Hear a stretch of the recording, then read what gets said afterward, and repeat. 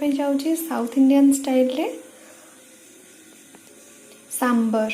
तो से आमको दरकार डाली, तेंतुली रस, जीरा धनिया पाउडर, आउ सोरिष, सुखिला लंका, कोरा नड़िया, कोकोनट मिल्क, हलदी गोलमरीच पाउडर, लंका गुंड एवं स्वाद अनुसार लुण। आई परिवार जहाँ मो पाखे आवेलेबल थिला मुझे आज बनवाई जाऊँगी। तो देखी नियंतु केमती कौन बनाऊँगी। परिवा सब काटिकी रखी कड़ई रे तेल गरम करी से फुटण दबा। सोरिष पूरा फुटी जावा परे छेचा रसुण एवं पियाज पकेଇବା।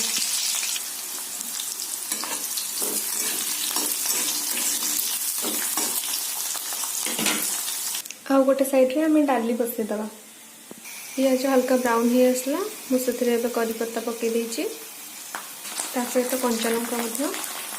एबे हम सब मसला ऐड करिवा। जीरा धनिया पाउडर, हलदी गोलमरीच पाउडर, लंका गुंड, ये हमें कोरा नड़िया भी पकईदबा।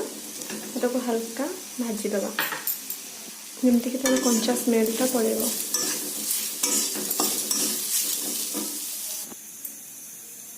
स्वाद अनुसार लुण पकेଇବା। एबे सब परिवा ऐड करदबा। सेतेबेले मु फास्ट जेतेबेले देखैली सेतेबेले मु आलू ऐड करिया पे भूल जाइथिली। एबे किंतु मु मिसै देछि आलू।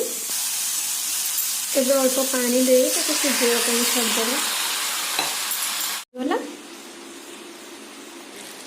परिवा भी सब सिझीगला।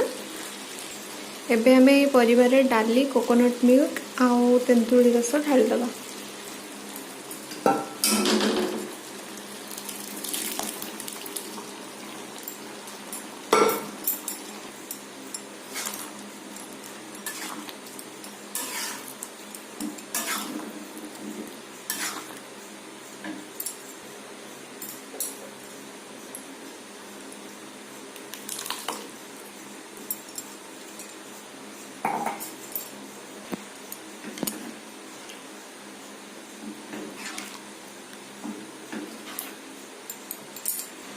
एबे ताको किसी टाइम फुटिया पे छाड़ीदबा।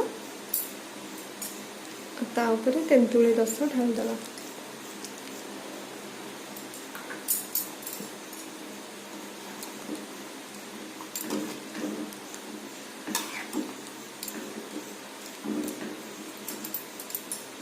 एबे आउ किसी टाइम छाड़ीदबा फुटिया पे। एबे हमर sambar South Indian sambar ready हो गला। आम गैस फ्लेम को ऑफ करदबा।